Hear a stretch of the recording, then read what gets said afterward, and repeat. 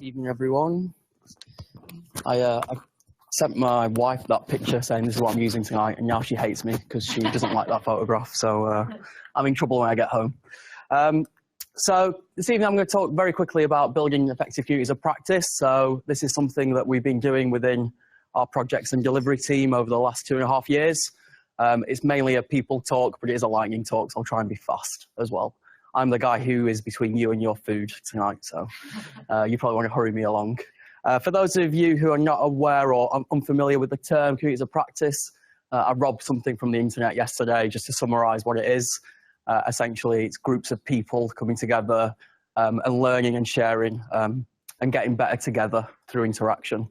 There's some really good stuff on the internet about this stuff. So I'll very briefly tell you what the problem was for us. So as a team, what did we experience? What did we want to go and fix? How we went about it. So what was our approach? And how it's worked for us, so why it's been successful, and some of our top tips. And lastly, there's a benefit to AO or to the business that you're in by using communities of practice. So that's a brief running order. So to start, how we first formed. So from a delivery software development point of view, this is how we were set up probably around 5 years ago when I first came to AO. So the wizards at the end are like our directors or our MDs, and they were basically prioritizing work. So they would set challenges and objectives for our teams of development, and they would go and do them, which was great from a prioritization point of view. So if they wanted to make changes to the website, they could just do it. From a delivery point of view, it was quite slow. So teams would go and work on products and services that they weren't used to. They'd have to go and unpick some of that stuff. We weren't really optimum in terms of delivery. And from a people point of view as well, this approach was good. So we had business analysts and project managers in these teams. They worked well together. They'd interact with each other. So that was a good thing. But ultimately, the problem we had was delivery. So 2.5 years, 3 years ago, we went to a more domain-aligned view of the world. So that meant that we'd have a team that was aligned to, say, the My Account part of AO or the promotions part. So this was good in terms of domain experience and knowledge. It was bad in terms of people and silos. So we had roughly 10, 12 teams. As we've grown, we're probably at about 20. So this problem was quite big. And as we've grown as well, we are in multiple locations in Europe and the UK. So Manchester, Telford, Bolton, I'm going to miss one, Crewe, and also in Europe. So we had a conversation with a colleague roughly 3 years ago, Matt Hayho, where we talked about the fact that are we a team or are we just people doing the same job with the same job title? And we kind of wanted to go and explore that stuff. What we did was we used to meet up regularly for like project team meetings, but we never did anything to share knowledge or actually get better. So we decided to explore some of that by hosting a retrospective. So a retrospective is something we are used to in terms of software development, of checking in every fortnight, every week, every day, every month in terms of processes and what's going well. So we basically took that formula, kind of ripped it off, booked a Friday morning, 2 hours, with some Post-its, some pens, and kind of just went for it.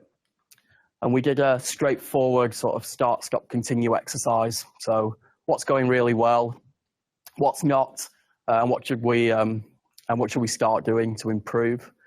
And what we quickly found was it didn't matter if we had people in Crewe, Bolton, Telford. Our people were kind of experiencing the same issues, whether it be projects, whether it be comms, people. All this stuff was coming out.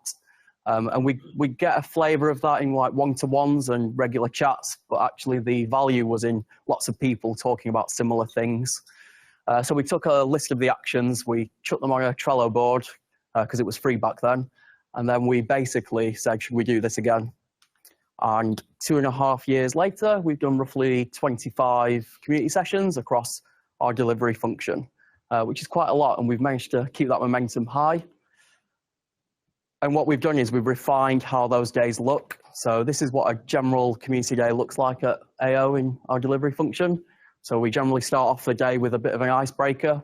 So you don't know how people's commutes have been. So we try and raise the energy early. And the thing that's made us successful is the fact that we try and improve our working practices. So we'll host a retrospective. So we'll look at the previous actions, the things that were hurting us 6 weeks ago, and then we'll look at what is hurting us at the moment. And we use Slack as our communication channel, and in there we get some like hot topics, so things that are hurting people day to day. We'll come out and we'll try and investigate that. I'm a big believer in lunch and social activities, so we'll go out for a bit of lunch in Manchester, get to know each other differently, actually outside the office, and then the afternoon is a little bit more free. So part of communities of practice is actually learning something new, something you can take away into the office and implement. So we'll do that. We'll try and close and offer who wants to run the next session. We also have a point in that meeting where we'll say, do we want to do this again? So when it stops losing value, we'll probably stop doing them. And then if there's time before the train, we'll go and grab a beer. So a bit of a social element too. But one thing we found that wasn't working was the fact that we can moan for 20 minutes, an hour about something, but we weren't doing enough about them. So we weren't really good at keeping track of our actions. So we created a physical stand-up board, so like a dev team would have. We have this just around the corner. We set it up quite cheap with just some post-it notes and some pens, but we make sure we stand around this every other day, starting on a Monday, and go through what was hurting us and what have we done about it. As we're a distributed team as well, so we're in multiple locations, we use Skype just to call people in, and we take a photo as well at the end of the day. Just in sending that around our Slack channel, so people are always in the loop. So that's how we set it up. In terms of engagement, we have some top things that we think work really well for us that have meant that it's carried on for 2.5 years. So I'll just briefly go through them. So a key thing for us is sharing facilitation. So we are a team of 17 now. When I first started, we were a team of 5, so facilitation was quite easy with a smaller group. So now we buddy up in pairs to run it. So it does mean that the content is different every time we run a community day. It also means people learn how to work with each other. So in this example, Adam and Emily are hosting the day. And we're big on real-time feedback as well. So we run a real-time retro within our retro. There's a lot of retros going on in these days. But the idea is that we can pivot our behaviors. So we identify what's going well, what could we improve, and any ideas and thoughts that we have during the day. So the what's going well stuff is things that I think we've got some examples like collaboration and the game. But what could we improve? If you get 17 people together, the odds are that they'll talk over each other or they're not listening. But if you put it up on a post-it, people's behavior actually adapts. And any ideas and thoughts that people might have as well. How do we make this better next time? Like I mentioned before, we created sort of silos within our team, so people are experts within their different areas. So we use community days to share knowledge. So whether it be product demonstrations, things about career goals, things about personal development, people can do that in that safe environment. And that's been really key for us. It's helped people grow. So the example we've got here is Abby and Emily were stood here a couple of months ago delivering a personal development presentation to our IT department. And they did that based on the fact they started that journey within the BA community. So they did that presentation in lots of different sessions, got the confidence to speak in front of 60, 70 people at an IT show and tell. But that's all done within a safe environment. And lastly, the big thing about community of practice is learning something new. So this was taken a couple of weeks ago when we were trying to draw. Some people can't draw. I don't think Adam can draw very well, wherever he is. But it is that you practice it in a safe environment. So we did some stuff around how we communicate better, how we take processes down better. And it just helps bring a new flavour to the day. We've also had external companies come and speak at ours. So DWP have been Rightmove. So when we've done this talk at other conferences, it's actually opened our doors to other businesses to share some of this stuff. So ultimately, it does benefit the business. So ultimately, it means as a team, we're better at collaborating because we're closer. So previously, when we were a little bit disparate, I think our collaboration wasn't as high as it should have been. We feel that that's got better. And it's been a big key in our recruitment. So Natalie, who you've met this evening, came as part of the interview process. We talk a lot about communities of practice. Well, I hope we do. Yeah, and if you're a good fit for it, can you help drive us forward?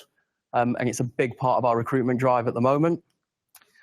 And it comes a lot in terms of retention. So we do a employee survey every quarter, and a lot of the feedback we get from that is the fact that we are a close community. We work together to get better and improve.